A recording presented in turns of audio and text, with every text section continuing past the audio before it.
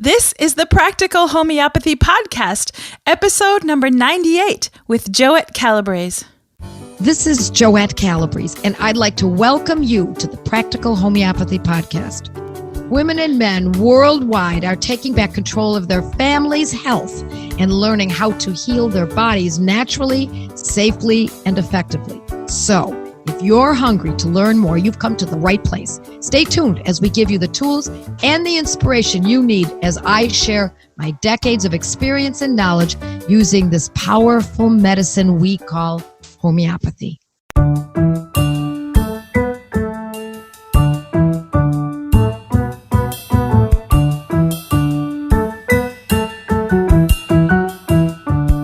Hi, this is Kate, and I want to welcome you back to the Practical Homeopathy Podcast. I'm here with Joette today. Hi, Joette. Hi, Kate. Always great to talk like this. Yes, we have so much fun on these podcasts. And today we are going to be talking about what it's like when you first start using homeopathy and you are so excited, right? You finally found homeopathy and you're so excited. You're trying it for some conditions and it's working. And now you want to treat everything, right? Yeah, let's make our bodies perfect and live forever. Mm-hmm. Right. And so what we're going to do today is we're going to talk about this fictional girl named Maddy. And I'm going to give you an example of a case, Joette. And we see this all the time. I'm sure you do. I hear people in the study groups who get excited and then they want to treat everything. They want to heal every single symptom that they have, their family members have, their friends have, which is great, right? But enthusiasm needs to be tempered sometimes, and we have to pull back and be a little more logical. So we're going to flesh this out. I'm just giving you an example, Joette. Maddy has osteoarthritis, right? She has pain in her joints. She has food intolerances, which gives her bloating and gas. She has alopecia, so maybe some thyroid issues. She has white spots on her nails. She's 20 pounds overweight. She doesn't sleep well at night. And she has a little patch of eczema on her neck or her back. All right. Okay. How old is Maddy? It's most likely that Maddy is not in her 20s. Can happen. But most likely the osteoarthritis, is usually the tip-off that she's older, she's postmenopausal, she's in her 60s, most likely, 20 pounds overweight. So all of this is super common for someone in the late 60s, for example. This is fictitious, right? Exactly. Maddy's not real. So let's put her exactly where she would fit in the scope of demographic. And I would say Maddy's probably about 65. You see a lot of Maddies, I would imagine, Joette, because this may be some typical conditions that people in that age range are dealing with, yes? Yes. You know what you didn't mention about Maddy? My guess is that she's got anxiety too. Of course she does. You bet. Mm-hmm. Things that come her way or her family's way, she worries about her grandchildren. You know, it keeps her up at night sometimes. And you did say insomnia, right? Yeah, she has insomnia. Mm-hmm. So yeah. Maddy's really excited, Joette. She's just taken some of your courses. Down, Maddy, down. Right. She's listened to all the podcasts, read the blogs, and she wants to tackle the world. Yes, great. It's good. We don't want to extinguish this excitement. Right. But what we want to do is then put it all together for her so she can understand how she approaches something like this.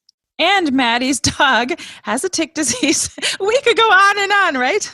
Yeah, well, her husband's got, sciatica pain, and he's about 40 pounds overweight, and he has chronic constipation. We could go on and on and on because that is the profile. It's baby boomer profile. That's basically what we're describing here. Okay. So the most important thing that we have to do first is to see what is it that's keeping Maddy down.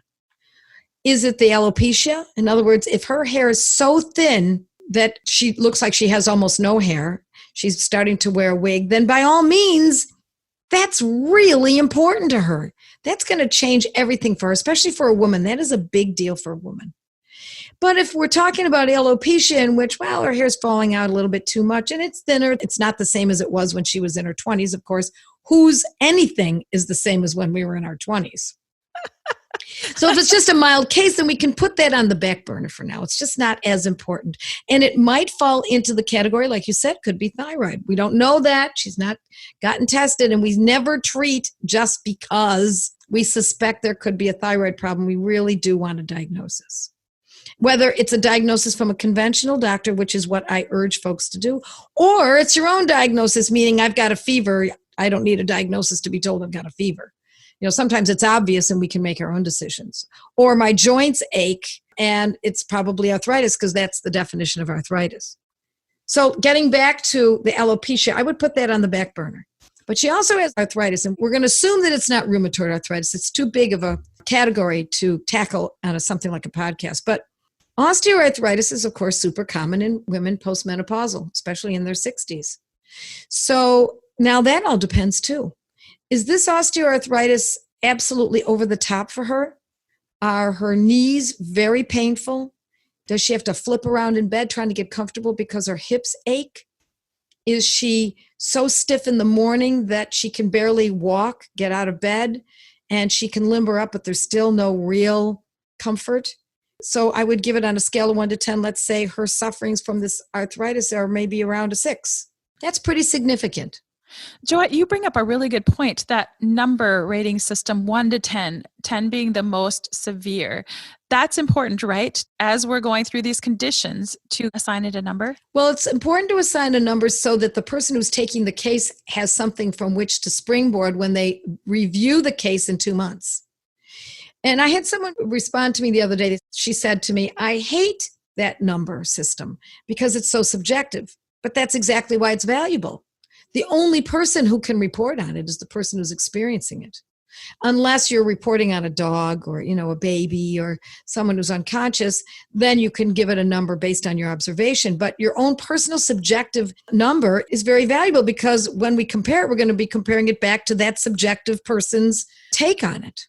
So you want to use the same person. So let's say you're observing, so excuse me for going off on a tangent, but let's say there's a dog that's sick and the vet says, oh, this pain in this dog, it's got to be a 9. And the homeowner or the dog owner is thinking, well, gee, I thought it was a 3. Well, you better stick with either 3 or 9 or both, and then make sure that you're comparing that in a month or 2 when you need to look over what you've accomplished through the homeopathic medicines. Which one are you using? Use the same criteria. You need that common denominator. Okay, let's get back to Maddy. I didn't mean to take us on. I think I did it. Yeah, it's me. It's always me. So we've talked about her thinning hair. We've talked about the arthritis. Right. The arthritis is, let's say it's a 6. Okay, so she also has insomnia. So what does that mean? Does insomnia mean it's every night? She can't fall asleep for 3 hours? That's pretty significant. If instead it's, once a week, I wake up at 2 a.m, I go to the bathroom, I go back to bed, and I don't fall asleep for an hour. That's not so bad. It's not horrible, especially if she doesn't have to get up in the morning and work, and she can sleep in, or she can take a little power nap for half an hour in the middle of the day. That's not such a big deal. But if she reports to us that insomnia is, my gosh, this is ruining my life. I've worked with people who don't sleep more than 3 hours every night, and it's driving them mad. Now that goes to the top. Mm-hmm. The hair's gone way down at the bottom. The arthritis is a 6. If it's very severe insomnia, we could call that maybe even an 8 or a 9 with insomnia. So that goes to the top. Now let's say this anxiety is pretty intense too, but only sometimes. Let's say it's only when she sees bad news on the news. Oh, wait a minute. That's kind of all the time. That's what they report on. That's how they get their ratings. Are you kidding? Nobody's going to listen to good news. It's only going to be bad news. So, okay, so it's only when she watches the news that she starts getting anxiety.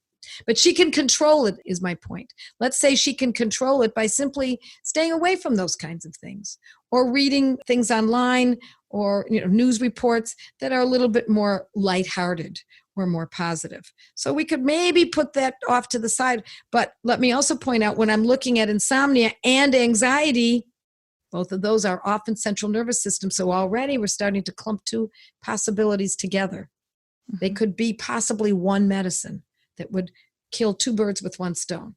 So let's go back to the other areas. She's got food intolerances. She gets bloating when she eats wheat. Let's say Maddy is eating wheat and she refuses to change the diet. She just doesn't want to do that. I don't want to make her sound stubborn, but some people have no choice and they have to eat wheat because that's what the family eats, et cetera, et cetera. It's too hard. So she's eating it. Now, if she's eating wheat and it's causing bloating, it could also be causing the arthritis. It could also, of course, be causing the weight gain that she's got. But if, on the other hand, she's got gluten intolerance, wheat intolerance, and she's got bloating, but she stays away from it, and so she hasn't eaten wheat in 2 years, and so the bloating is gone because of it, let's put that on the back burner. Because if she can abstain from that wheat for a while we clear everything else up, we can go back and pick that up later on so that she is able to eat wheat. Because, of course, the whole goal of true health is to have freedom. And the freedom would be from dietary restraints. So if she's doing all right, let's say she's doing all right. She knows wheat's a problem. She knows she bloats from it. And she knows she gains extra weight from it. But she doesn't eat it now. Let's put that on the back burner because we got bigger fish to fry here. So remember now, she also has this eczema or a patch of rash that's on the back of her neck. Could be psoriasis, could be eczema. Now, if this is keeping her up at night, we don't know that. We don't know the whole case.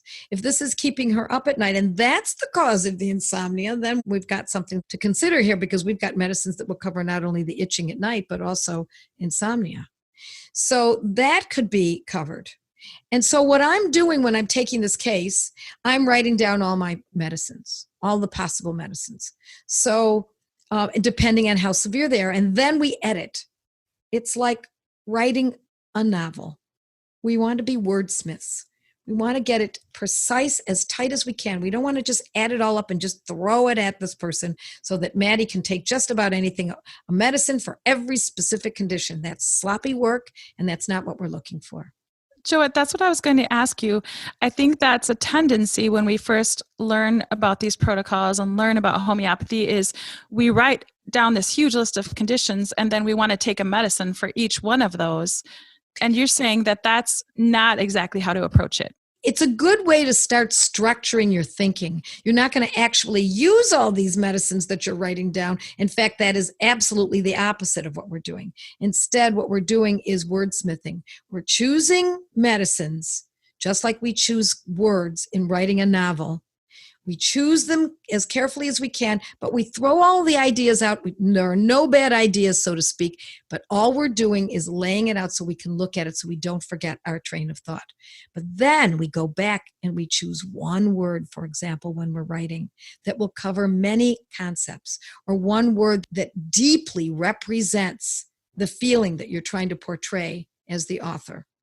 That's the same thing with homeopathy. We're looking at one condition, two conditions, three conditions, and we're going to try to find one medicine that can cover all of those on a very deep level.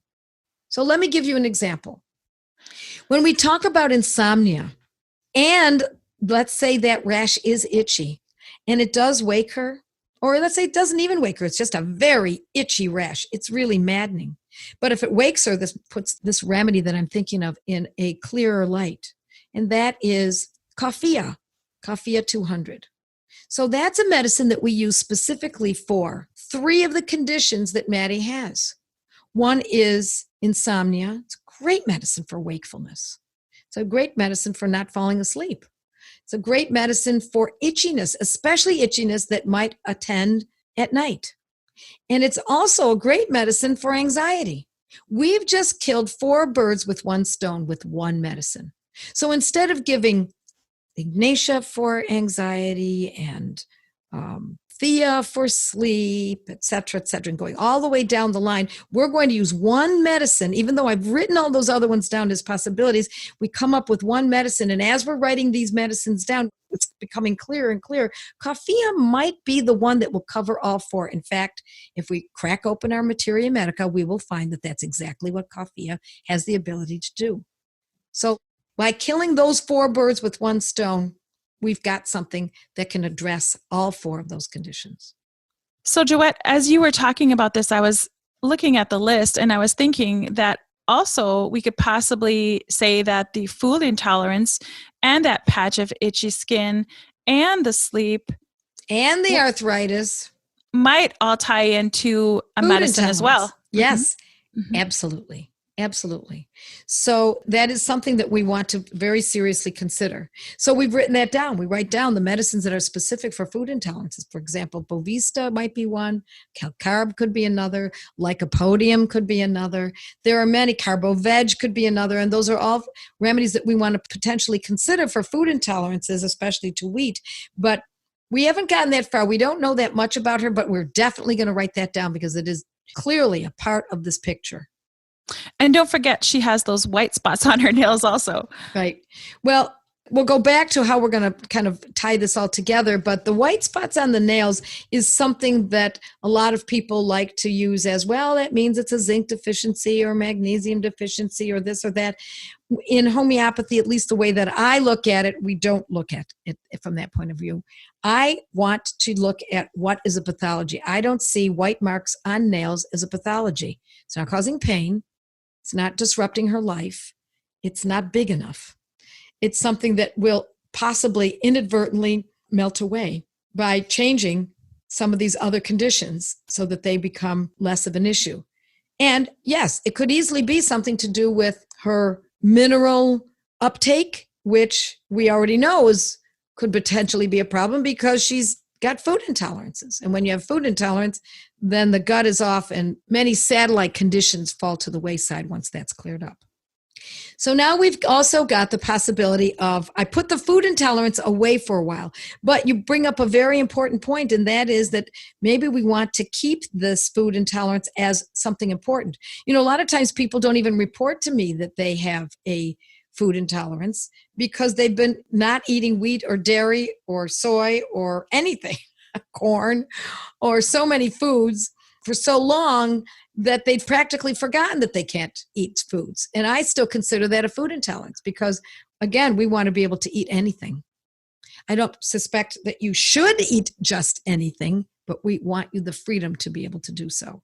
So let's go back to that, Kate. I love that you brought that up, that we might use a medicine such as, let's say we use Bovista, and we would use that for the food intolerance that could then clear up all of the other potentially, or help clear up. Meanwhile, we're also going to clear up the arthritis, the hair loss, the rash on the back of the neck, even the anxiety, even the sleeplessness. It could all stem from the gut. We're not going to really speculate. We're just going to hope that perhaps that might touch it. So we use something like Bovista for food intolerances. We would also use, if the joints are very painful, we're going to use something like Symphytum for the joints, and maybe Rhus-Tox because of the way she's experiencing that. So we might mix Symphytum and Rhus-Tox together, and Bovista, that's basically two medicines essentially. And then we go to Coffea because of the itching, sleeping, anxiety, and wakefulness. Now we have three medicines. That gives us a whole schedule. That covers an awful lot. And all of the other niggly conditions that may or may not present here or there or daily that are not noteworthy, but just something that she doesn't care for so much, may fall to the wayside, including the weight, which will take time. Weight doesn't generally fall off quickly using homeopathy in this fashion, but it will help curb the destiny of even more weight gain. Okay, so we've given Maddy a schedule of some medicines to take. We've kind of made it all into a tidy little package. And Maddy's going along day to day. She's taking her homeopathy. And now, Joette, she gets a cold. And it's not just a little cold, because you've said often, if we get a cold, sometimes just let it run its course. We don't need to treat every little thing with homeopathy. But this is a cold that's really got her down. And so she wants to use, maybe it's influenza even. Now she wants to use some medicines, homeopathic medicines for that. What should she do? Should she keep taking her medicines for the chronic conditions and then add on top of that the medicines for the symptoms that she's treating for this acute condition? Or should she stop taking the chronic medicines while she treats this acute condition? Yeah, this is a common question. And the way that I see it is, if it is a cold in which she can just take it easy for a couple of days, make some bone stock, and make sure she stays hydrated, take a couple naps throughout the day here and there, and let it run its course, then I would likely encourage someone like that to leave it alone. If, however, it turns out to be influenza and it's something really big, then by all means, you could add an influenza protocol on top of that. No doubt about it. One of the medicines that I like for the onset, because we don't know whether or not we've got the flu or a cold or what it is at the very beginning. So then you use something like oscillococcinum, made by boron. And you can add that in. You're not taking it at the same moment as the other medicines, but you're adding it into the schedule of the other three medicines that we're already using. And stay with the originals because it's worth staying with them. But let's say it became really serious. Let's say instead of a cold, she got hit by a car. Now she's in the hospital, and we're worried about a ruptured spleen. We're worried about internal bleeding. Do all of those other medicines, are they still valuable? I would say we're putting those way off to the side. Those are for the future when Maddy can recover from her automobile accident. So it's all a matter of degree. It's all a matter of hierarchy, because now she's got to deal with something much bigger than food intolerances, eczema, arthritis, insomnia, anxiety, alopecia. So we put that to the side. Once she completely recovers and she's all better, and now it's 6-8 months later and she's doing much better now, and now we may have some residual problems from the accident. Maybe she's still got some aches and pains from it. We might add something. We might add arnica to this, but then we can return to the original schedule and get her up and running again. I can't imagine that if she were in an automobile accident that she would even be considering her alopecia, her food intolerances, or perhaps even her joint pain. But even if it's a serious case of influenza and she is down for the count for days, she, again, might put those to the side, right? While she focuses. Yes, she might. Yes, absolutely. It's not a horrible thing to do. You have to base it on what is most important. You know, if you have 6 kids and they're all healthy, and then one of them is overseas and gets malaria, and then another one has got the flu, and another one just fell out of a tree and sprained his ankle, how do you determine which one needs the most attention and needs the most concentrated effort on the mother's part? I mean, you have to say the child who fell out of the tree and sprained his ankle, that's not great. Toss something at him and off he goes. Or put the kid who's sick to bed, but now you've got to deal with bigger fish. And so when that occurs, it's just like triaging anything in life. That's really all we're doing, is determining what is most important. Now, remember, there are times when alopecia, for example, and anxiety becomes so big, especially in a woman's life, that it's all she can see and think and hear and sleep on it and wakes with it and has nightmares about it. Now that too could become big enough that now she's obsessing to the point where that is very important as well. So not in light of the automobile accident, but certainly in light of the scenario before she had the automobile accident, that could be one of the more important conditions that we look at. But if it's simple alopecia or some hair fall, then I wouldn't give it a lot of thought during an acute. All right, so Joette, we're going along, and Maddy has her protocols. She knows what she's doing for all these chronic conditions. She knows how to treat the occasional acute things that might come up. But now it's a week later, 2 weeks later, and now she remembers, oh yeah, every once in a while, I get this little eye twitch or eye flutter, and that bugs me. It doesn't last too long, but I remember that I have that.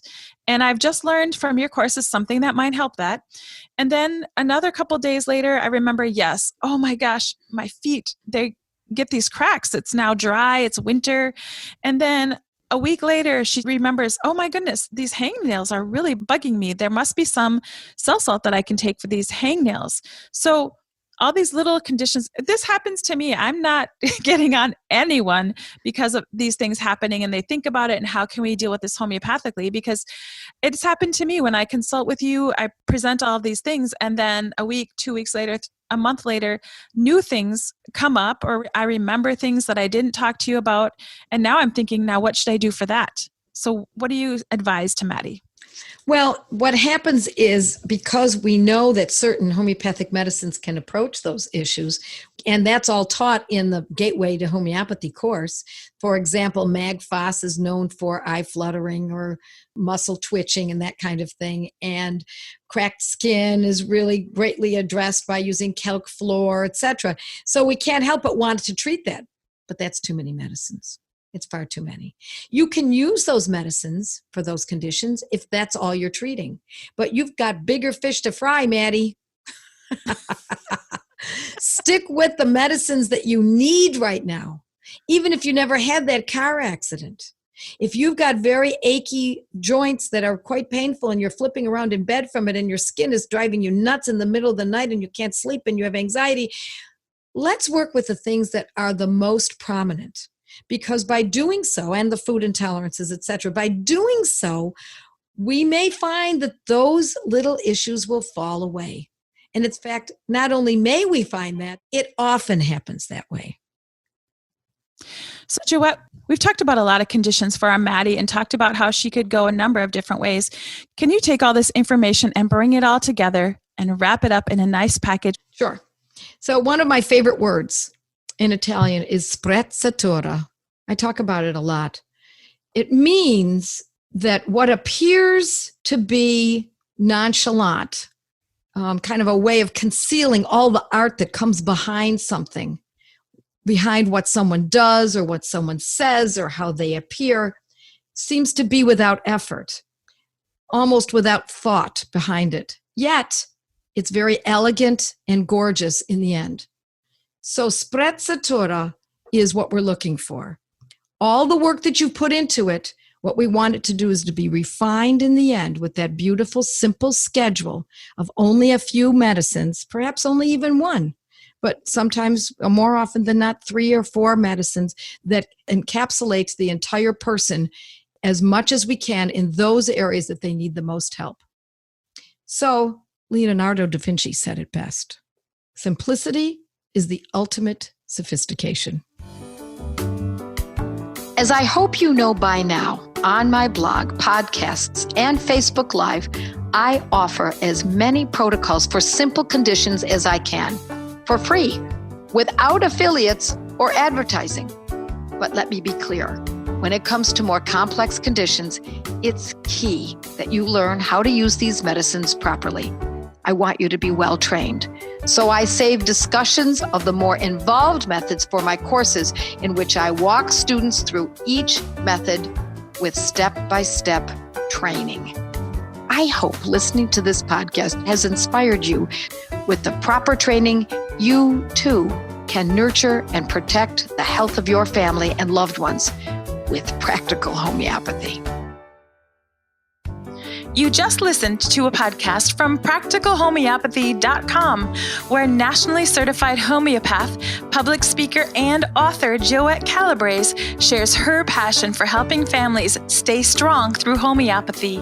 Joette's podcasts are available on Apple Podcasts, iTunes, Google Play, Blueberry, Pandora, Stitcher, TuneIn, Spotify, and iHeartRadio. Thank you for listening to this podcast with Joette Calabrese.